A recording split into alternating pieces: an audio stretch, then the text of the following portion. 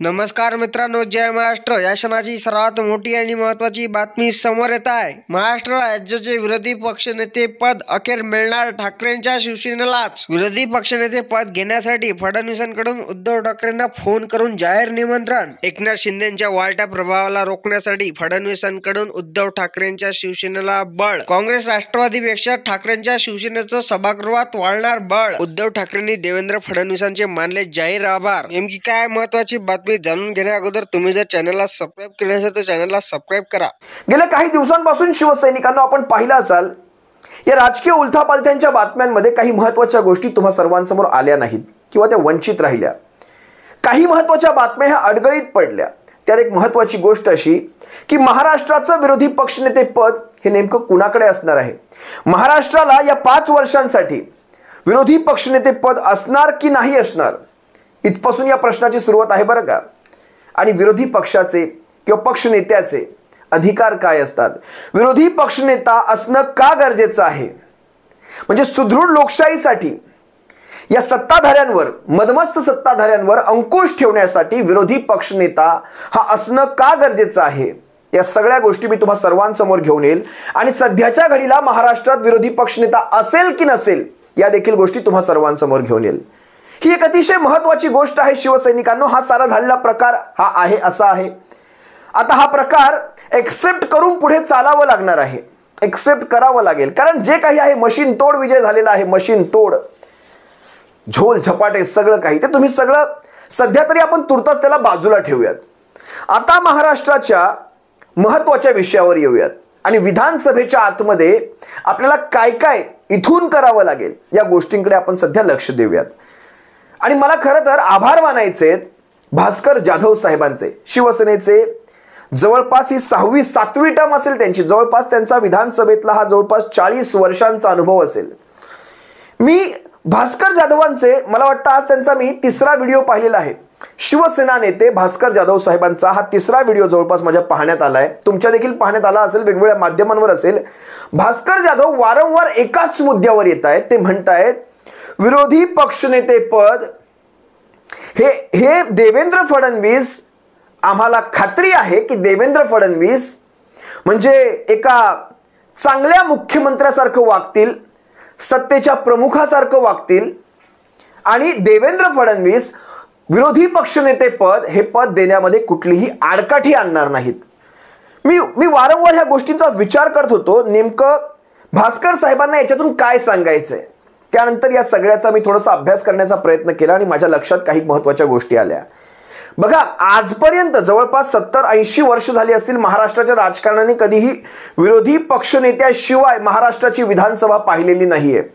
पण आताची परिस्थिती पाहता, आताचं संख्याबळ पाहता, जे काही आकडे विधानसभेच्या निकालानंतर समोर आलेले आहेत ते आकडे पाहता, नियमाप्रमाणे महाराष्ट्रात विरोधी पक्षनेता बनण्या इतकं संख्याबळ कुठल्याही 3ही महत्त्वाच्या पक्षांकडे नाही. म्हणजे राष्ट्रवादी काँग्रेस पक्ष असेल, शिवसेना असेल किंवा काँग्रेस पक्ष असेल, छोट्या मोठ्या पक्षांचं सोडूनच द्या. कारण महाराष्ट्राच्या एकूण सदस्यांपैकी, विधानसभा सदस्यांपैकी म्हणजे 288 पैकी 1 सदस्य ज्या पक्षाकडे असतील आणि तो विरोधाची भूमिका घेत असेल, सरकारच्या विरोधाची भूमिका घेत असेल, तर तो पक्ष आपला विरोधी पक्षनेता ठरवू शकतो. आता 1 किंवा 10% तुम्ही म्हणू शकता. एकूण सदस्य आहेत 288, 1 घेतला तर जवळपास 28.8 29 सदस्य तुम्ही पकडू शकता. 28 ते 29 सदस्य ज्या पक्षाकडे असतील तो पक्ष आपला विरोधी पक्षनेता ठरवू शकतो. आता मला वाटतं राष्ट्रवादी काँग्रेस पक्षाकडे 12 ते 13 आमदार आहेत, काँग्रेस पक्षाकडे 15 ते 16 आमदार आहेत आणि शिवसेनेकडे 20 आमदार आहेत. ही संख्या पाहता कुठल्याही पक्षाकडे स्वतःचं असं संख्याबळ नाही जेणेकरून आपण 28-29चा आकडा पार करू. आता तुम्ही म्हणाल 2-3 पक्ष एकत्र येऊन आपला विरोधी पक्षनेता ठरवू शकतात का, तर तसं होऊ शकत नाही. कायद्याप्रमाणे ह्या 2 पक्षांना किंवा 3 पक्षांना एकत्र येऊन मर्जर करावं लागेल, एक नवीन गट स्थापन करावा लागेल, त्या गटाची परवानगी इलेक्शन कमिशन ऑफ इंडियाकडनं घ्यावं लागेल, त्या गटाला रेकग्नाइज करून घ्यावं लागेल. रेकग्नाइज झाल्यानंतर त्या गटाचं नाव काय असेल, मग त्या गटाचं चिन्ह काय असेल, हा सगळा काथ्याकुटा आहे, हा खटाटोप आहे, ह्या गोष्टी शक्य नाहीत. त्यामुळे विरोधी पक्षनेते पद हे नियमाप्रमाणे तसं होऊ शकत नाही. पण इथे एक पण आहे, लक्षात घ्या. हा पण काय आहे, याचे सर्वस्वी अधिकार म्हणजे प्रत्येक गोष्टीला क्लॉज असतात तिथे. याचे सर्वस्वी अधिकार हे स्पीकरकडे म्हणजे विधानसभा अध्यक्षांकडे तुम्ही म्हणू शकता, किंवा विधानसभेच्या अध्यक्षांच्या सोबत, म्हणजे जसं काल परवा मला वाटतं मीडियावाल्यांनी देवेंद्र फडणवीसांना हा प्रश्न केला की विरोधी पक्षनेते पद कुणाकडे असेल, तर त्यांनी सांगितलं याचे सर्वस्वी अधिकार आता हे विधानसभेच्या अध्यक्षांकडे आहेत. देवेंद्र फडणवीसांनी जरी हा मुद्दा टोलवला असला विधानसभेच्या अध्यक्षांकडे, तरी देखील एकमेव विधानसभेचे अध्यक्ष नाहीत जो याचा निर्णय घेणार आहेत. तर सत्ताधारी पक्ष म्हणून सत्ताधाऱ्यांना सुद्धा त्याला एक परवानगी द्यायची असते. म्हणजे दोन्ही उपमुख्यमंत्री असतील किंवा मुख्यमंत्री म्हणून देवेंद्र फडणवीसांना ह्याची परवानगी द्यायची असते. त्यामुळे यांच्याकडे सुद्धा त्या गोष्टी अवलंबून आहेत. आणि एक सुदृढ लोकशाही चालावी, राज्य आणि सुशासन चालावं, यासाठी विरोधी पक्ष नेता असणं हे फार गरजेचं आहे.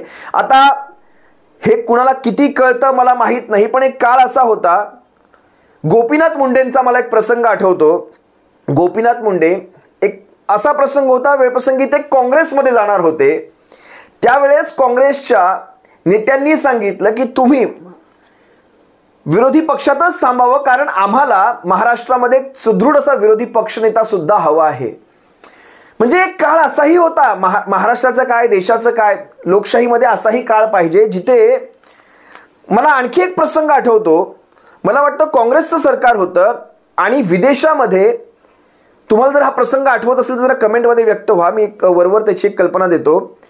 विदेशामध्ये भारताचं प्रतिनिधित्व करण्यासाठी कुणाला तरी पाठवायचं होतं, मला वाटतं युनायटेड नेशनमध्ये पाठवायचं होतं, जर मी चुकत असेल तर तुम्ही कमेंटमध्ये व्यक्त व्हा. त्यासाठी सत्ताधाऱ्यांनी विरोधी पक्षाच्या नेत्यालाच पाठवला. आता खरं तर सत्ताधाऱ्यांमधनं कोणीतरी जायचं असतं, पण भारताचं रिप्रेझेंटेशन करायचंय ना, मग सत्ताधाऱ्यांमध्ये सत्ताधारी असतो काय विरोधी असतो काय, रिप्रेझेंटेशन भारताचं कोणी करू शकतं. मला वाटतं त्यावेळेस अटल बिहारी वाजपेयींनी त्यावेळेस भारताचं रिप्रेझेंटेशन परदेशात केलं होतं, मला वाटतं युनायटेड नेशनमध्येच केलं होतं, मी त्याची माहिती घेईल. पण हे असले देखील काही प्रसंग आहेत, याला म्हणतात सुदृढ आणि निरोगी लोकशाही. आता इथे 7-8 आमदारांची कमी आहे, याचा अर्थ आता हा जो सत्ताधारी पक्ष आहे तो किंवा स्पीकर जे कोणी बनतील ते, आता ह्यांची भूमिका आपल्याला पुढे पाहायची आहे की हे नेमकं कोत्या मनाचं दर्शन घडवतात की महाराष्ट्राला एक विरोधी पक्षनेता असायला हवा, महाराष्ट्राच्या भल्यासाठी असायला हवा, यासाठी म्हणून विरोधी पक्षनेत्यासाठी आपली आडकाठी घेत नाहीत. हे सगळं पाहायचंय. आता तुम्हाला काही महत्त्वाच्या गोष्टी सांगतो. विरोधी पक्षनेता का असायला हवा आणि त्याच्याकडे कोणते अधिकार असतात. शेड्यूल 10 प्रमाणे मोठ्या पक्षाला, म्हणजे ज्या कुठल्या, समजा आता ह्यांनी निर्णय घेतला जरी, शेड्यूल 10A प्रमाणे मोठ्या पक्षाला विरोधी पक्षनेते पदाची ती संधी मिळू शकते. आता मोठा पक्ष कोण असेल या तिघांमध्ये शिवसेना हा मोठा पक्ष आहे, त्यामुळे नैसर्गिक न्यायाप्रमाणे खरं तर शिवसेनेलाच ही संधी मिळू शकते. पाहूयात नेमकं आता पुढे काय घडेल. आणि ह्याचे अधिकार अध्यक्षांना तसेच सत्ताधारी पक्षांना दोघांनाही आहेत. आता आपल्या महाराष्ट्रामध्ये देखील संसदीय राज्य पद्धती आहे, म्हणजे देशात जरी संसद असली तरी महाराष्ट्र सुद्धा संसदेप्रमाणेच महाराष्ट्रामध्ये, म्हणजे वरचं सभागृह खालचं सभागृह महाराष्ट्रात देखील आहे, ज्याच्यामध्ये विधान परिषद विधानसभा या दोन्ही आहेत, जसं तिकडे राज्यसभा लोकसभा या दोन्ही गोष्टी चालतात.